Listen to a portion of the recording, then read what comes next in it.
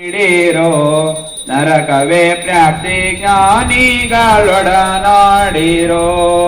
ಸ್ವಾನುಭವದ ಸುಖ ತಾನೇ ಕೈ ಸೇರುವುದು ಅನುಭವಿಸಿ ಲಿಂಗಕ್ಕೆ ಮನವೊಪ್ಪಿ ಬೆಳಗಿರಿ ನಾಂಬೂರ್ಣಂ ಜಾಗಂಜ್ಯೋತಿ ನಿರ್ಮಲವಾದ ಮನವೇ ಕರ್ಪೂರದಾರತಿ ನಾನಿಮ್ಮದ ಕತ್ತಲೆ ಕಳೆದಳೆದು ಬೇಗ ಮಾನವ ಜನ್ಮವ ಬೆಳಗಲಿ ಈ ವಿಷಯದಾಸೆ ಎಂದುಳಿದ ಗುರುವಿನೋ ಜ್ಞಾನವೇ ಗತಿಯೆಂದು ಮನವೊಪ್ಪಿ ಬೆಳಗಿರಿ ಜ್ಞಾಪೂರ್ಣಂ ಜಾಗಂಜ್ಯೋತಿ ನಿರ್ಮಲವಾದ ಮನವೇ ಕರ್ಪೂರದಾರತಿ ಅಷ್ಟಾವರ್ಣದ ದೇಹವು ಮಾನವ ಜನ್ಮ ಹುಟ್ಟಿ ಬರುವುದೇ ಕಷ್ಟವು ಕೋಟ್ಟಾನ ಗುರು ಯಮಗೆ ಹುಟ್ಟಿದ ಫಲದಿಂದ ಕೋಟ್ಟಾನ ಗುರು ಯಮಗೆ ಹುಟ್ಟಿದ ಫಲದಿಂದ ಹುಟ್ಟಿದ ಮಗ ಸಿದ್ಧಾನೆಸರಿಟ್ಟು ಬೆಳಗಿ ನಾಂಪೂರ್ಣಂ ಜಾಗಂಜ್ಯೋತಿ ನಿರ್ಮಲವಾದ ಮನವೇ ಕರ್ಪೂರದಾರತಿ ಓಂ ದೇವಾದಿದೇವಾಯ ಪ್ರಸಯ್ಯ ಸಾಯಿನೇ ನಮೋ ವಯಂ ವೈ ಶ್ರವಣಾಯ ಕುರ್ಮಯೇ ಸಮೇ ಕಾಮಾನ್ ಕಾಮ ಕಾಮಾಯ ಮಯಂ ಕಾಮೇಶ್ವರೋ ವೈ ಶ್ರವಣೋ ದದಾತು ಕುಬೇರಾಯ ವೈ ಶ್ರವಣಾಯ ಮಹಾದೇವಾಯ ನಮಃ यो जगद्गुरु मरल सिद्धेश्वर महाप्रभु श्री आजे नमा पार्वदेव तेर महादेव हर नमा पार्वदेव तेर महादेव शिव नमा पार्वदेव तेर महादेव ओम श्री गुरु बसवलिंगाय नमः ओम श्री गुरु मरल सिद्धाय नमः ओम श्री गुरु शिवकुमाराय नमः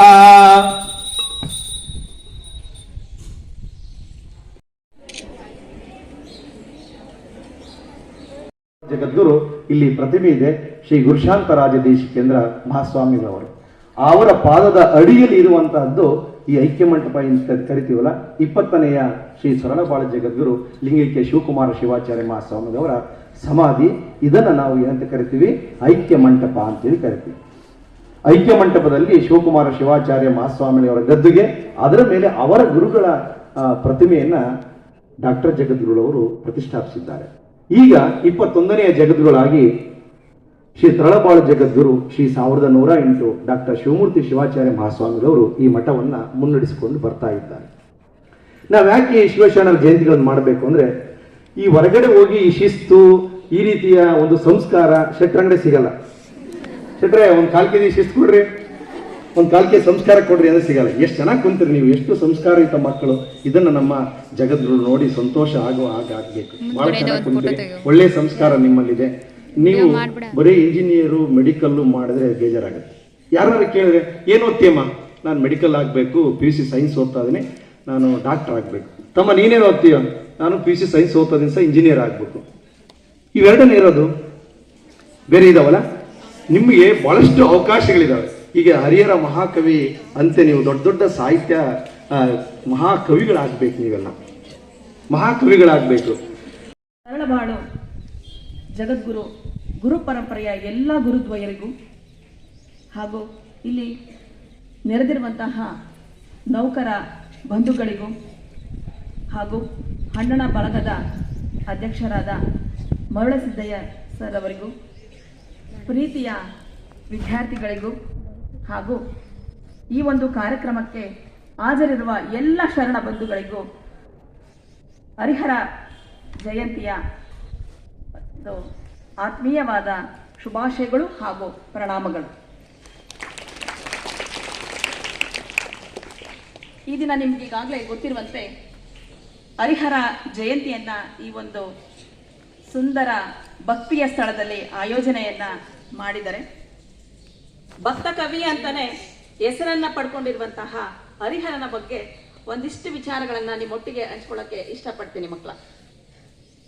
ಶರಣರ ಹಿನ್ನೆಲೆಯಲ್ಲಿ ಶರಣರ ಒಂದು ವಚನಗಳು ಹರಿಹರರ ಮೇಲೆ ಬಹಳ ದಟ್ಟ ಪರಿಣಾಮವನ್ನ ಬೀರಿದ್ವು. ಹಾಗಾಗಿ ಹರಿಹರನ ಕುರಿತು ವಚನ ನನಗೆ ಈಗ ಒಂದು ನೆನಪಾಗ್ತಿದೆ. ಭಕ್ತಿ ಎಂಬ ಪೃಥ್ವಿಯ ಮೇಲೆ ಗುರುವೆಂಬ ಬೀಜವನ್ನ ಕುರಿಸಿ ಲಿಂಗವೆಂಬ ಎಲೆಯಾಗಿತ್ತು. ಲಿಂಗವೆಂಬ ಎಲೆಯ ಮೇಲೆ ವಿಚಾರವೆಂಬ ಹೂವಾಯಿತು. ಆಚಾರವೆಂಬ ಕಾಯಾಯಿತು. ನಿಷ್ಪತ್ತಿ ಎಂಬ ಅಣ್ಣ ಇತ್ತು. ನಿಷ್ಪತ್ತಿ ಎಂಬ ಅಣ್ಣ ತೊಟ್ಟು ಕಳಚಿ ಬೀಳುವಲ್ಲಿ ಕೂಡಲ ಸಂಗಮ ದೇವ ತನಗೆ ಬೇಕೆಂದು ಎತ್ತಿಕೊಂಡ. ಈ ಒಂದು ವಚನದಲ್ಲಿ ನಮಗೆ ಪ್ರಧಾನವಾಗಿ ಕಂಡುಬರುವ ಅಂಶ ಭಕ್ತಿ. ಭಕ್ತಿಗೆ ಮತ್ತೊಂದು ಹೆಸರೇ ಹರಿಹರ ಮಹಾಕವಿ. ಹಾಗಾಗಿ ಈ ಒಂದು ವಚನ ಸಂಪೂರ್ಣವಾಗಿ ಹರಿಹರ ಮಹಾಕವಿಗೆ ಸಲ್ಲುತ್ತೆ ಮಕ್ಕಳ. ಹರಿಹರನ ಬಾಲ್ಯ, ಹುಟ್ಟು, ಆತನ ಕೃತಿಗಳ ಬಗ್ಗೆ ಅನೇಕ ವಿದ್ವಾಂಸರಲ್ಲಿ ಜಿಜ್ಞಾಸೆಗಳಿದ್ರೂ ಕೂಡ ಆತ ಇರುವಂತಹ ಕಾಲಘಟ್ಟ 12ನೇ ಶತಮಾನದ ಉತ್ತರಾರ್ಧದಲ್ಲಿ ಅಂತ ನಮಗೆ ಅನೇಕ ಸಾಹಿತ್ಯ ಕೃತಿಗಳಂತ ಕಂಡು ಬರುತ್ತೆ. ಈತ ಮೂಲತಃ ಶೈವ ಕವಿ.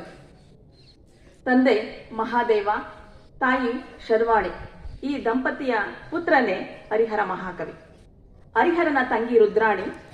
ರುದ್ರಾಣಿಯ ಮತ್ತು ಮಹಾದೇವ ಭಟ್ಟವರ ಮಗನೇ ಹೆಸರಾಂತ ಷಟ್ಪದಿಯ ಬ್ರಹ್ಮ ರಾಘವಾಂಕ, ಹರಿಹರನಿಗೆ ಸೋದರಳಿಯ. ಈತನ ವಿಚಾರಗಳನ್ನ ನಾವು ಈ ಕೃತಿಗಳನ್ನ ಬರೆದಿರುವಂತಹದ್ದನ್ನ ಅವಲೋಕನ ಮಾಡ್ತಾ ಹೋದ್ರೆ ಅನೇಕ ವಿಚಾರಗಳು ನಮಗೆ ತಿಳಿತಾ ಹೋಗ್ತಾವ ಮಕ್ಕಳ. ಈತ 10ನೇ ಶತಮಾನದಲ್ಲಿ ಚಂಪು ಸಾಹಿತ್ಯ ಅನ್ನೋದು ಹೆಚ್ಚು ಪ್ರವರ್ಧಮಾನಕ್ಕೆ ಬಂತು. ಹಾಗೆ ಷಟ್ಪದಿ, ತ್ರಿಪದಿ ಆ ಕಾಲಘಟ್ಟದಲ್ಲಿ ತುಂಬಾ ಹೆಚ್ಚು ಸಾಹಿತ್ಯ ಕೃತಿಗಳು ಕೂಡ ರಚನೆಯಾಗಿದ್ವು. ಆ ಹಳೆ ನುಡಿಯನ್ನ ಬಿಟ್ಟು ಹೊಸತನದತ್ತ ತನ್ನದೇ ಆದ ಏನಾದ್ರು ಕೊಡುಗೆಯನ್ನ ಸಾಹಿತ್ಯ ಕ್ಷೇತ್ರದಲ್ಲಿ ನಾನು ಮಾಡಬೇಕು ಅನ್ನುವ ಆಲೋಚನೆಯನ್ನ ಹರಿಹರ ಮಹಾಕವಿ ಮಾಡಿದಾಗ ರಗಳೆ ಅನ್ನುವಂತಹ ಒಂದು ಸಾಹಿತ್ಯ ಪ್ರಕಾರವನ್ನ ಆತ ಸಂಸ್ಥಾಪನೆಯನ್ನ ಮಾಡ್ತಾನೆ ಅಂತಾನೆ ಹೇಳ್ಬೋದು. ರಗಳೆ ಅಂತ ಹೇಳಿದ್ರೆ ನಾವು ಆಡು ಭಾಷೆಯಲ್ಲಿ ಗಲಾಟೆ ಮಾಡೋದು, ತರಲೆ ಮಾಡೋರಿಗೆ ರಗಳೆ ಮಾಡ್ತಾರೆ ಅಂತೀವಿ. ಆದ್ರೆ ಇಲ್ಲಿ ಆತ ಸಾಹಿತ್ಯದಲ್ಲಿ ತನ್ನದೇ ಆದ ಒಂದು ಪ್ರಭಾವಿತವಾದ ಭಾಷೆಯನ್ನ ಬಳಸಿದ್ರಿಂದ ಆತ ಅದಕ್ಕೆ ರಗಳೆ ಎನ್ನುವ ಒಂದು ಛಂದಸ್ಸಿನ ಪ್ರಕಾರವನ್ನ ಕೊಡ್ತಾನೆ ಮಕ್ಕಳ. ಅದೇನೇ ಆಗಿರ್ಲಿ, ಈತ ಹೊಸತನವನ್ನ 12ನೇ ಶತಮಾನದ ನಂತರದಲ್ಲಿ ರಗಳೆ ಸಾಹಿತ್ಯದ ಮೂಲಕ ಕೃತಿಗಳನ್ನ ಬರಿತಾ ಹೋಗ್ತಾನೆ. ನಿಮ್ಗೆ ಇನ್ನೊಂದಿಷ್ಟು ವಿಚಾರಗಳು ಗೊತ್ತಿದೆ ಮಕ್ಕಳ. 3 ಸಾಲಿನ ಪದ್ಯವನ್ನ ನಾವು ತ್ರಿಪದಿ ಅಂತೀವಿ, 6 ಸಾಲಿನ ಪದ್ಯವನ್ನ ನಾವು ಷಟ್ಪದಿ. Very good. ಹಾಗೆ ಈ ರಗಳೆ ಅನ್ನೋದಕ್ಕೂ ಅದರದೇ ಆದ ಒಂದು ಮಹತ್ವದ ಲಕ್ಷಣ ಇದೆ. ರಗಳೆ ಅನ್ನುವಂಥದ್ದು ಯಾವುದೇ ಒಂದು ರಾಗ, ತಾಳ, ಲಯಗಳಿಗೆ ಹೊಂದಾಣಿಕೆಯಾಗಿ ಸಾಲುಗಳಿಗೆ ನಿಯಮವಿಲ್ಲದೆ ಒಂದು ಸುಸಾರವಾಗಿ ಎಳೆಯಬಹುದಾದ ಒಂದು ಪದ್ಯದ ರೀತಿಯ ಗದ್ಯ ಪ್ರಕಾರಕ್ಕೆ ರಗಳೆ ಅಂತ ಹೇಳ್ತಾರೆ. ಇಂಥ ಅದ್ಭುತವಾದ ಒಂದು ಛಂದಸ್ಸಿನಲ್ಲಿ ಆತ ಕೃತಿಗಳನ್ನ ಬರೀತಾನೆ. ಒಟ್ಟಾರೆ ಆತ ಭಕ್ತ ಕವಿ, ಯುಗ ಪ್ರವರ್ತಕ, ಋಷಿ ಕವಿ, ಕ್ರಾಂತಿ ಕವಿ ಅಂತನೂ ಕೂಡ ಹೆಸರನ್ನ ಪಡೆದಿದ್ದಾರೆ. ಆತ ಪಂಪನ ಹಂಪಿಯಲ್ಲಿರುವಂತಹ ವಿರೂಪಾಕ್ಷ ಆತನ ಆರಾಧ್ಯ ದೈವ, ಅಂದ್ರೆ ಶಿವ. ನೀವೇನು ಶಿವ ಮಂತ್ರವನ್ನ ಬರೆದ್ರೋ, ಶಿವನ ಹರಿಹರನಲ್ಲಿ ಶಿವ ಅನ್ನೋದು ಆತನ ಉಸಿರಲ್ಲೇ ಉಸಿರಾಗಿತ್ತು. ಪ್ರತಿಯೊಂದರಲ್ಲೂ ಬರೆಯುವ ಕೃತಿಗಳಲ್ಲಿ ಶಿವನನ್ನೇ ಕಾಣ್ಬೋದಿತ್ತು. ಆ ತರದ ಕೃತಿಗಳನ್ನ ಆತ ಬರೆದ. ಆತ ಹೇಳ್ತಾನೆ, ಸಾವಯವರ ಮೇಲೆ, ಕನಿಷ್ಠರ ಮೇಲೆ, ಮನುಜರ ಮೇಲೆ ಕೃತಿಗಳನ್ನ ನಾನು ರಚಿಸೋದಿಲ್ಲ. ನಾನು ಬರೆದ್ರೆ ಶಿವಶರಣರ ಮೇಲೆ, ಶಿವ ಭಕ್ತರ ಮೇಲೆ ನಾನು ಕಾವ್ಯವನ್ನ ಬರೀತೀನಿ. ಯಾಕೆಂದ್ರೆ ಮನುಜರಾಗಿರೋರು ನಶ್ವರ, ಆದ್ರೆ ಶಿವಭಕ್ತರು ಈಶ್ವರನಿಗೆ ಪ್ರಿಯ.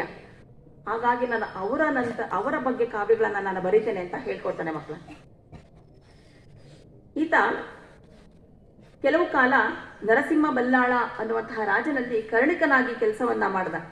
ಹಾಗೆ ತನ್ನ ಕಾವ್ಯದಲ್ಲಿ, ತನ್ನ ಕಾವ್ಯ ಸತ್ವದಿಂದ ಜನಮಾನಸದಲ್ಲಿ ಹೆಸರನ್ನ ಪಡ್ಕೊಂಡಂತಹ ಕವಿ ಈತ.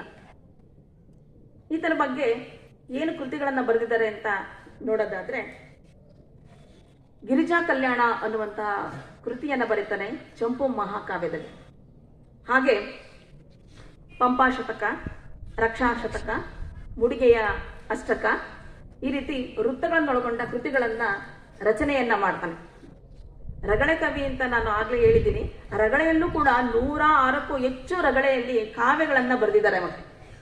ಕೆಲವೊಂದನ್ನ ನಾವು ನೆನಪಿಸ್ಕೊಳ್ಳೋದಾದ್ರೆ, ಬಸವರಾಜ ದೇವರ ರಗಳೆ, ತಿರುನೀಲಕಂಠ ರಗಳೆ, ನಂಬಿಯಣ್ಣನ ರಗಳೆ, ಅಕ್ಕಮಹಾದೇವಿ ರಗಳೆ, ಪ್ರಭುದೇವರ ರಗಳೆ, ಹಾಗೆ ಕುಮಾರಗುಂಡಯ್ಯನ ರಗಳೆ, ರೇವಣ ಸಿದ್ಧರ ರಗಳೆ, ಪುಷ್ಪರಗಳೆ, ಇಳೆಗುಂಡ ಗುಡಿಮಾರನ ರಗಳೆ, ಹೀಗೆ 106ಕ್ಕೂ ಹೆಚ್ಚು ರಗಳೆಯ ಪ್ರಕಾರದಲ್ಲಿ ಶಿವಭಕ್ತರನ್ನು ಕುರಿತು ಆತ ಕೃತಿಗಳನ್ನು ರಚಿಸ್ತಾನೆ. ಮಾತಿಗೆ ತಕ್ಕಂತ ಧಾಟಿಯಲ್ಲಿ ರಗಳೆಯ ಸಾಹಿತ್ಯದಲ್ಲಿ ಈತ ಕೃತಿಗಳನ್ನು ಬರೆದಿದ್ದು ತುಂಬಾ ಉತ್ಕೃಷ್ಟವಾದದ್ದು. ಇದನ್ನೇ ಹೇಳಿದ್ರೆ ನಿಮಗೆ ನೀರಸ, ಏನಿದು ಹಿಂಗೆ ರಗಳೆ ಬರೆದ್ರು, ಕೃತಿ ಬರೆದ್ರು, ಅದರಲ್ಲಿ ಏನಿದೆ, ಏನ್ ಕತೆ ಇದೆ ಅಂತ ಹೀಗೆ ನೋಡೋಣ. ಒಂದು ದಂತಕಥೆ ಇದೆ ಮಕ್ಕಳ, ಬಹಳ ಸ್ವಾರಸ್ಯಕರವಾಗಿದೆ ಹರಿಹರನ ಬಗ್ಗೆ. ಅದೇನಂತ ಹೇಳಿದ್ರೆ, ದಂತಕಥೆ ಅನ್ನೋದು, ದಂತ ಅಂದ್ರೆ ಏನು? ಹಲ್ಲು. ಹಲ್ಲಿನ ಕುರಿತಾದ ಕಥೆಗೆ ದಂತಕಥೆ ಅಂತೀವಿ. ಆದ್ರೆ ಅದಕ್ಕೆ ಅನ್ವಯವಾಗುವಂತಹ ಒಂದು ಕತೆ ಹರಿಹರಂದಿದೆ.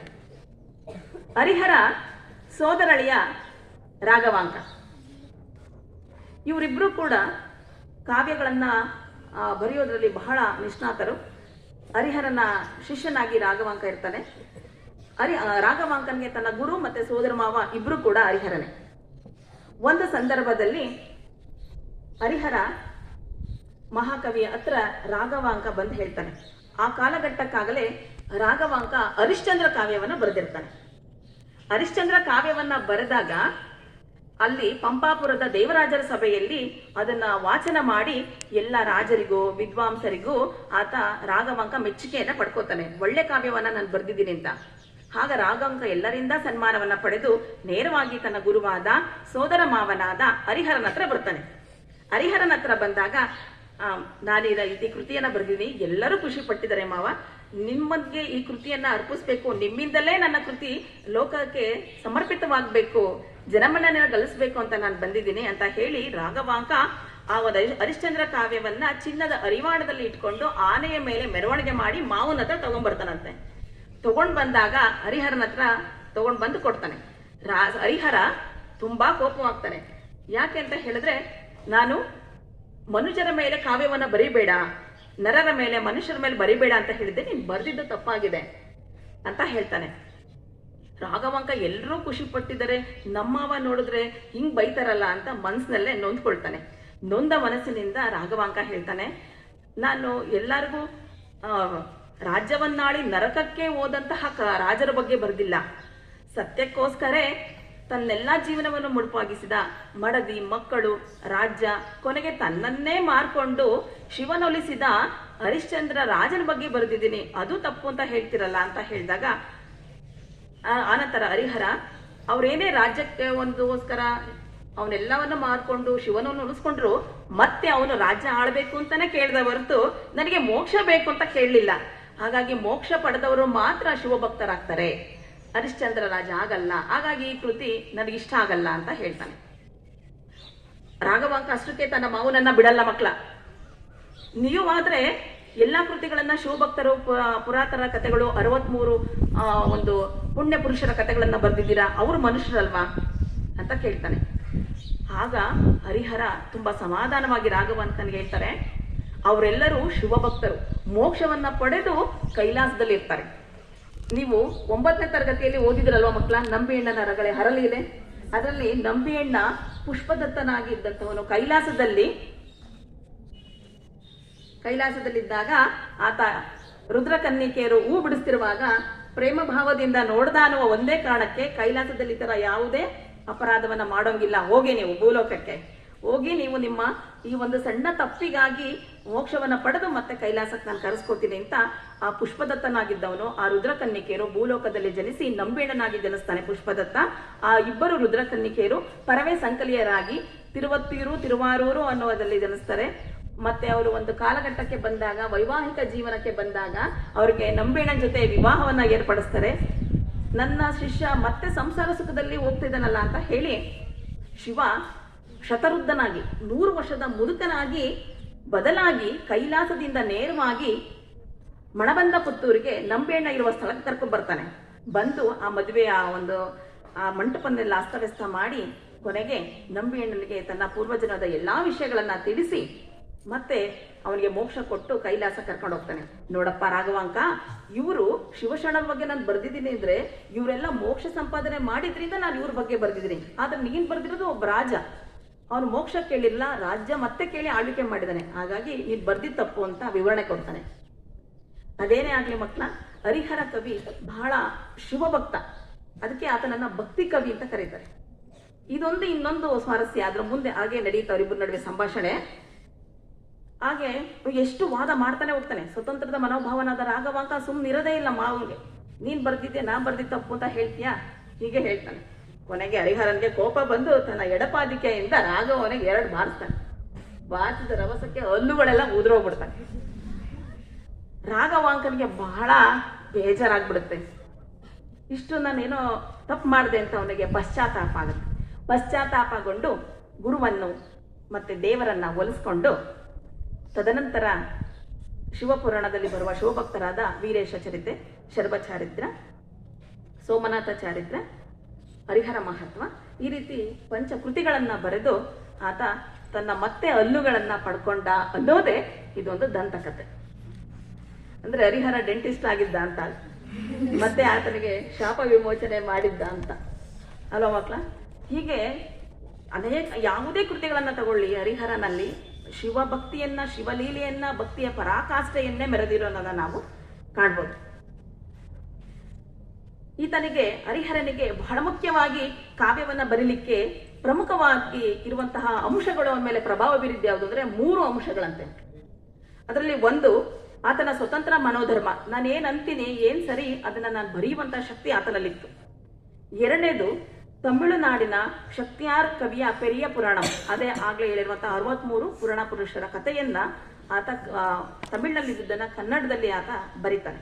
ಅದು ಕೂಡ ಆತನಲ್ಲಿ ಪ್ರಭಾವಿತವಾಗುತ್ತೆ. ಹಾಗೆ ಬಹಳ ಮುಖ್ಯವಾಗಿ ಆತನಿಗೆ ಪ್ರಭಾವ ಬೀರಿದ್ದು 12ನೇ ಶತಮಾನದ ಶರಣ ಚಳುವಳಿಯ ಪ್ರಗತಿಪರ ಚಿಂತನೆಗಳು. ಈ 3 ಅಂಶಗಳು ಹರಿಹರ ಕವಿಗೆ ಪ್ರಭಾವವನ್ನ ಬೀರ್ತವೆ. ನೀವಿಲ್ಲೆಲ್ಲ ಇಷ್ಟೊಂದು ವಿದ್ಯಾರ್ಥಿಗಳಿದ್ದೀರಾ, ನಿಮ್ಮಲ್ಲಿ ಏನೋ ಒಂದು ಈ ರೀತಿ ವರ್ಷ ಪೂರ್ತಿ ಈ ರೀತಿ ಜಯಂತಿಗಳನ್ನ ಮಾಡ್ತಾ ಬಂದಿದ್ದಾರೆ, ಅನೇಕ ವಿಚಾರಧಾರೆಗಳನ್ನ ನಿಮಗೆ ಮುಟ್ಟಿಸ್ತಾ ಇರ್ತಾರೆ. ಇದರಲ್ಲಿರುವ ಎಷ್ಟೋ ಮಕ್ಕಳು ಏನೆಲ್ಲ ಸಾಧನೆಯನ್ನ ಮಾಡ್ಬೋದು. ಈ ರೀತಿ ವಿಚಾರಗಳನ್ನ ನೀವು ಕೇಳಿಸ್ಕೊಳ್ತಾ ಇದೇ ಮಾರ್ಗದಲ್ಲಿ ನೀವು ನಡೆದಿದ್ದೇ ಆದ್ರೆ ಒಂದು ಸಾಧನೆಯನ್ನ ಖಂಡಿತ ಮಾಡ್ತೀರಾ. ಆ ಉದ್ದೇಶದಿಂದಲೇ ಇಂಥ ಕಾರ್ಯಕ್ರಮಗಳನ್ನ ನಿಮಗೆ ಆಯೋಜಿಸಿರೋದು. ಇಂಥ ಹರಿಹರ ಮಹಾಕವಿ ತನ್ನ ರಗಳೆಗಳನ್ನ ಪುರಾತನ ರಗಳೆಗಳು, ಸಂಕೀರ್ಣ ರಗಳೆಗಳು, ನೂತನ ರಗಳೆಗಳು ಅನ್ನುವಂತೆ 3 ರೀತಿಯಲ್ಲಿ ಆತ ವಿಂಗಡಣೆ ಮಾಡ್ತಾನೆ ತನ್ನ ಕೃತಿಯಲ್ಲಿ. ಕನ್ನಡ ಸಾಹಿತ್ಯದಲ್ಲಿ ನಾವು ಗಮನಿಸ್ತಾ ಹೋದಾಗ ಚಂಪು ಸಾಹಿತ್ಯದಲ್ಲಿ ಹೆಚ್ಚು ಕೃತಿಯನ್ನ ಬರೆದವನು ಪಂಪ ಅನ್ನೋನ ಹೆಸರಾದ್ರೆ, ಷಟ್ಪದಿಯಲ್ಲಿ ರಾಘವಾಂಗ ಕುಮಾರವ್ಯಾಸರು ಹೆಚ್ಚು ಬರೆದು ಅದರಲ್ಲಿ ಹೆಸರುವಾಸಿಯನ್ನ ಪಡೆದ್ರೆ, ತ್ರಿಪದಿಗೆ ಸರ್ವಜ್ಞ ಅಂತ ನಾವು ಹೆಸರನ್ನ ಹೇಳಿದ್ರೆ, ರಗಳೆಗೆ ಯಾರು ಸಮರ್ಥ ಕವಿ ಇದ್ದಾನೆ ಅಂದ್ರೆ ಅದು ಹರಿಹರ ಮಹಾಕವಿ, ಅವನೇ ಸೀಮಾ ಪುರುಷ ಅಂತ ನಮ್ಮ ಜ್ಞಾನಪೀಠ ಪ್ರಶಸ್ತಿ ಪುರಸ್ಕೃತರಾದ ಕುವೆಂಪುರವರು ಈ ಮಾತನ್ನ ಹೇಳ್ತಾರೆ. ಹಾಗೆ ಮುಂದುವರೆದು ಇನ್ನೊಂದು ಮಾತು ಹೇಳ್ತಾರೆ, ಬಸವಣ್ಣನವರು ಧಾರ್ಮಿಕ ಕ್ಷೇತ್ರದಲ್ಲಿ ಏನಾದ್ರು ಕ್ರಾಂತಿಕಾರಿ ಕೆಲಸಗಳನ್ನ ಮಾಡಿದರೆ, ಹಾಗೆ ಹರಿಹರ ತನ್ನ ಸಾಹಿತ್ಯ ಕ್ಷೇತ್ರದಲ್ಲಿ ಮಾಡಿದಾನೆ ಅಂತ ಬಸವಣ್ಣನವರಿಗೆ ಇವರನ್ನ ಹೋಲಿಕೆಯನ್ನು ಮಾಡ್ತಾರೆ.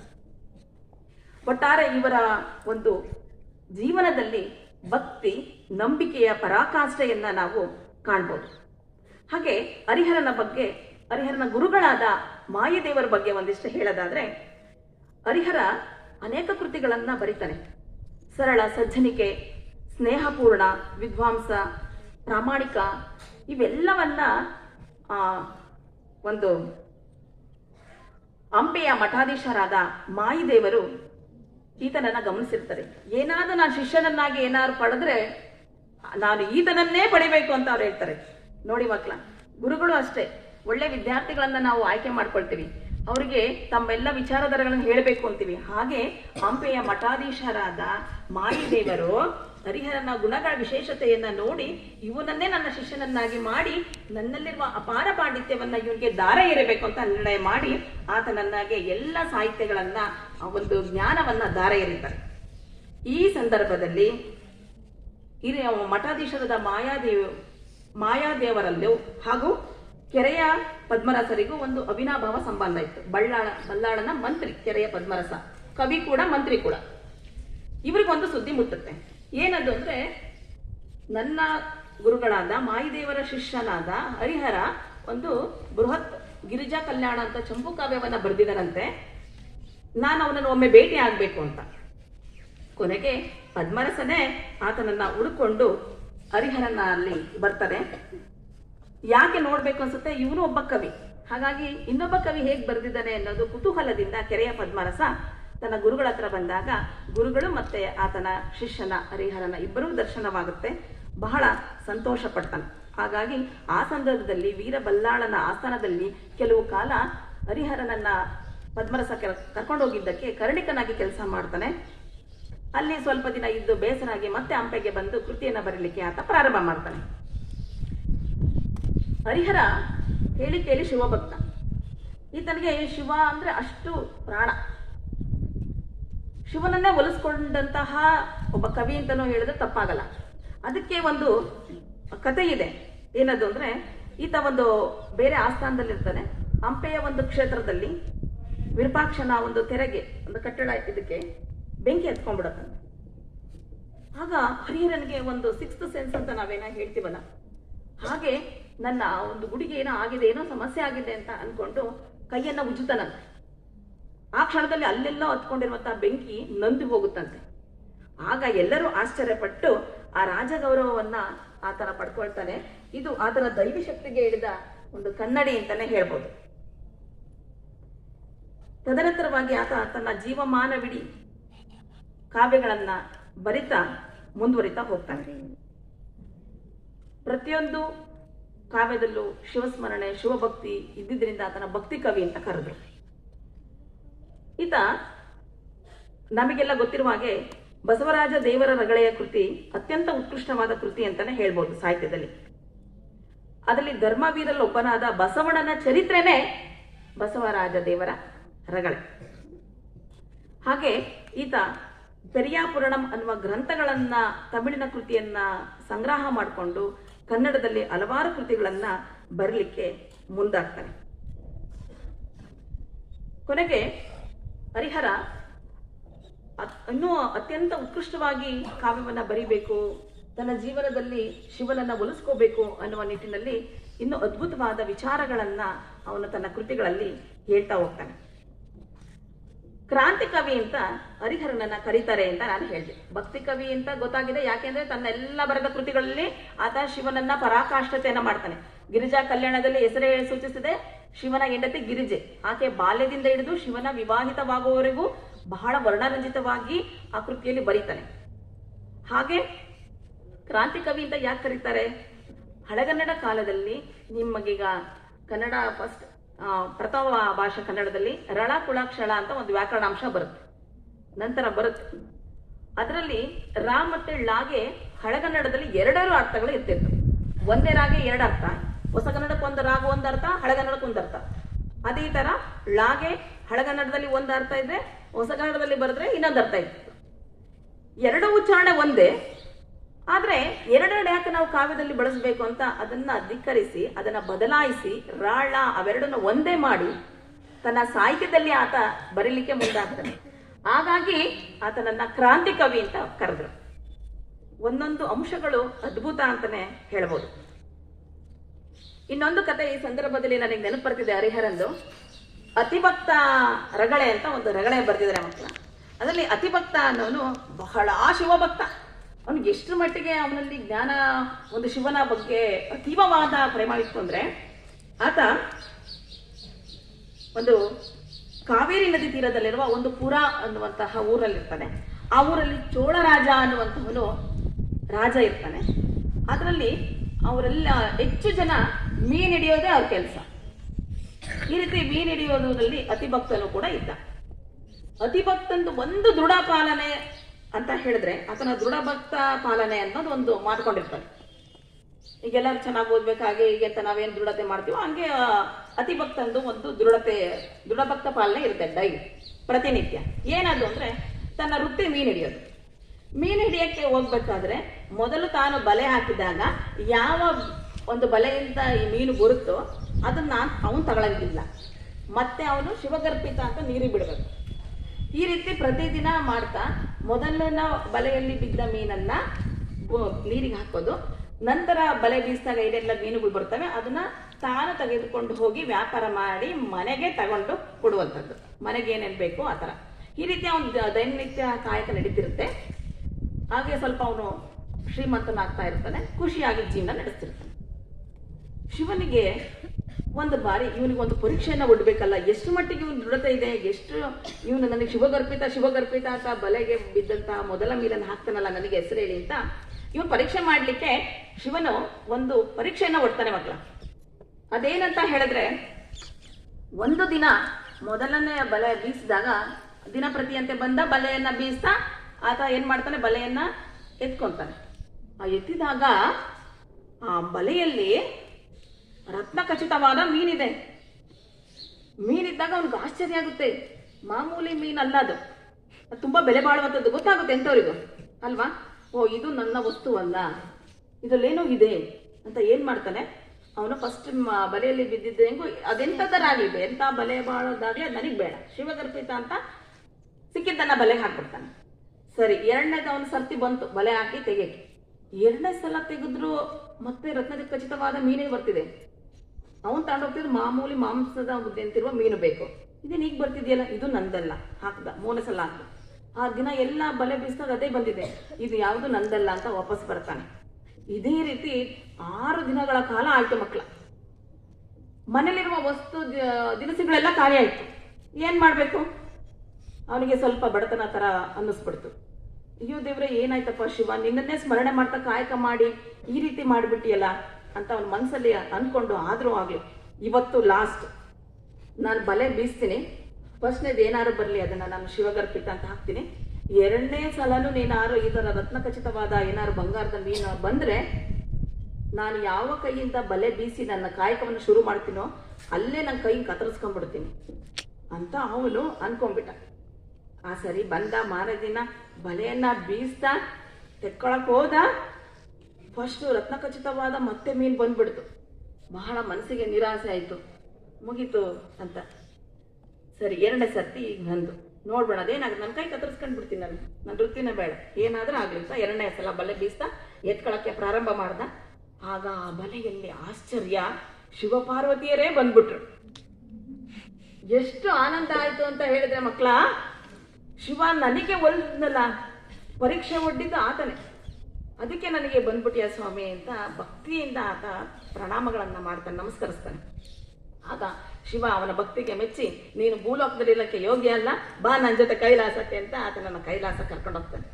ಅಂದ್ರೆ ಹರಿಹರನ ಎಲ್ಲಾ ವಚನಗಳಲ್ಲೂ ಈ ತರ ಭಕ್ತಿ ಭಾವಗಳನ್ನೇ ಆತ ಪರಾಕಾಷ್ಠೆಯನ್ನ ಮಾಡ್ತಾನೆ. ಹಾಗಾಗಿ ಭಕ್ತಿ ಕವಿ. ಇದನ್ನ ನನ್ಗೆ ಹೇಳಕ್ ಅವಕಾಶ ಆಯ್ತು. ನನಗೂ ಎಷ್ಟು ಸಲ ನನಗೆ ನೆನ್ನೆ ಸರಿ ಹೇಳ್ದಾಗಿಂದ ಇವ್ರ ಬಗ್ಗೆ ಓದ್ದಾಗಿಂದ ಅದೆಷ್ಟು ಸಲ ಶಿವ ಶಿವ ಆಗಿನ ಗೊತ್ತಿಲ್ಲ. ಇಲ್ಲೆಲ್ಲ ಶಿವಮಂತ್ರ ಬರೆದಗಳು ಕೂಡ ಬಹಳ ಖುಷಿ ಅನ್ನಿಸ್ತದೆ. ಈ ಒಂದು ಸಂಸಾರದ್ದಾಗ್ಲಿ, ಜಂಜಾಟ ಆಗ್ಲಿ, ಈ ಒಂದು ಗಲಾಟೆಯ ಬದುಕಿನಲ್ಲಿ ಇದೆಲ್ಲ ಸಮಾಧಾನವನ್ನ ನೋಡಿದಾಗ ಒಂದಿಷ್ಟು ಮನಸ್ಸಿಗೆ ಬಹಳನೇ ಖುಷಿ ಅನ್ಸುತ್ತೆ.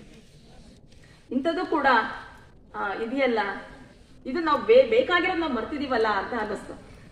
ಅದಕ್ಕೆ ಅವಕಾಶ ಮಾಡಿಕೊಟ್ಟ ಸರಿಗೂ ನಾನು ಖುಷಿಯಾಗಿ ವಂದನೆಯನ್ನ ಹೇಳ್ತೀನಿ.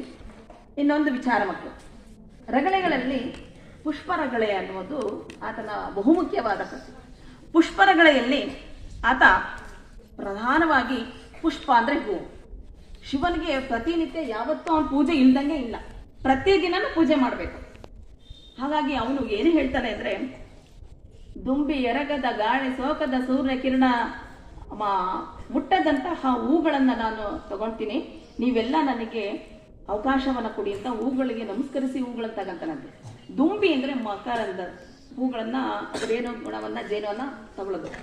ಅದೇನಾದ್ರು ದುಂಬಿ ಏನಾದ್ರು ಹೂವನ್ನ ಮುಟ್ಟಿದ್ರೆ ಅದು ಎಂಜುಲ್ ತರ ಶಿವನ ಪೂಜೆಗೆ ಯೋಗ್ಯವಲ್ಲ. ಹಾಗಾಗಿ ದುಂಬಿಗೆರಗದ ಗಾಳಿ ಸೋಕದ ಸೂರ್ಯ ಕಿರಣ ಮುಟ್ಟದ ಹೂಗಳನ್ನ ನಾನು ತೆಗೆದುಕೊಂಡು ಶಿವನಿಗೆ ಪೂಜೆಯನ್ನ ಮಾಡ್ತೇನೆ ಅಂತ ಹೇಳಿ ಅದರಲ್ಲೂ ಭಕ್ತಿಯನ್ನೇ ಅವನು ಮೆರೀತಾನೆ ಪ್ರತಿನಿತ್ಯ. ಅದರಲ್ಲಿ ಆತ ಹೇಳ್ತಾ ಹೋಗ್ತಾನೆ, ಬಳಸಿರುವಂತಹ ಶಿವನಿಗೆ ನಾನು ಬಳಸುವಂತಹ ಹೂಗಳು ಯಾವ್ಯಾವ್ದು ಗೊತ್ತಿದೆಯಾ ನಿಮಗೆ ಅಂತ ಹೇಳ್ತಾನೋ, ಬಿಲ್ಪತ್ರೆ, ಉತ್ತರಣಿ, ಬಿಳಿಯಕ್ಕೆ, ಕಕ್ಕೆ, ರುದ್ರಜಟಿ, ತೊಂಬೆ, ಕಜ್ಜುವಾಳ, ಪತ್ರೆ ಮೊದಲಾದ ಹೂಗಳನ್ನ, ನನ್ನ ಸಂಪಿಗೆ, ಮಲ್ಲಿಗೆ ಹೂಗಳನ್ನ ನನ್ನ ಶಿವನಿಗೆ ನಾನು ಪ್ರತಿನಿತ್ಯ ಪೂಜೆ ಮಾಡ್ತೀನಿ. ಅವುಗಳನ್ನ ಹೂವನ್ನ ತಗೊಂಡು ಬಂದವರು ಕೂಡ ಕಣ್ಣಿಂದ ನೋಡ್ತಿರಲ್ವಂತೆ. ನಾನು ಕಣ್ಣಿಂದ ನೋಡಿದಾಗ ಹೂಗಳು ಎಲ್ಲಿ ಮಲಿನವಾಗ್ತವೋ ಅಂತ ಬೆಳಗಿನ ಜಾವನ ಎದ್ದು ಶಿವನ ಹತ್ರ ಬಂದು ಶಿವ ಮಲಗಿದಾನೆ, 1 ನಿಮಿಷ ಕಾಯೋಣ ಅಂತ ಹೇಳ್ತಿದ್ದಂತೆ. ಅಷ್ಟು ಅತೀವವಾದ ಭಕ್ತಿ ಆತನಲ್ಲಿತ್ತು. ಯಾರಿಗೆ ಭಕ್ತಿ ಶ್ರದ್ಧೆ ಇರುತ್ತೆ ಅವರು ಏನನ್ನಲ್ಲಾದರೂ ಕೂಡ ಸಾಧಿಸ್ಬೋದು ಮಕ್ಕಳ. ಹಾಗೆ ಹೀಗೆ ಅನೇಕ ವಿಚಾರಗಳನ್ನು ತನ್ನ ಸಾಹಿತ್ಯದಲ್ಲಿ ಕೃತಿಗಳಲ್ಲಿ ಅಭೂತಪೂರ್ವವಾಗಿ ಹರಿಹರ ಮಹಾಕವಿ ಹೇಳಿದ್ದಾನೆ.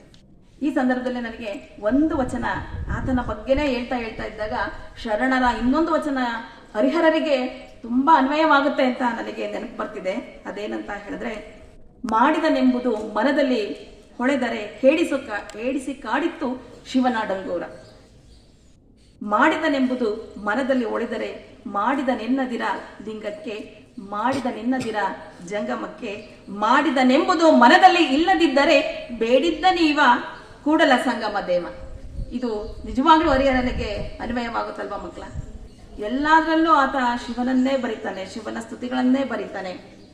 ಅದಕ್ಕೆ ಅವರ ಹೆಸರಲ್ಲೇ ಹರಿಹರ, ಶಿವನ ಹೆಸರು ಸೇರ್ಕೊಂಡಿದೆ. ಹೀಗೆ ಅನೇಕ ಸಾಹಿತ್ಯ ಕೃತಿಗಳನ್ನು, ವಿಚಾರಧಾರೆಗಳನ್ನು ನಿಮ್ಮೊಟ್ಟಿಗೆ ನಾನು ಹಂಚ್ಕೊಂಡಿದ್ದೀನಿ. ಭಾಳ ನೋಡಿ ತುಂಬ ಸಂತೋಷವಾಗಿದೆ.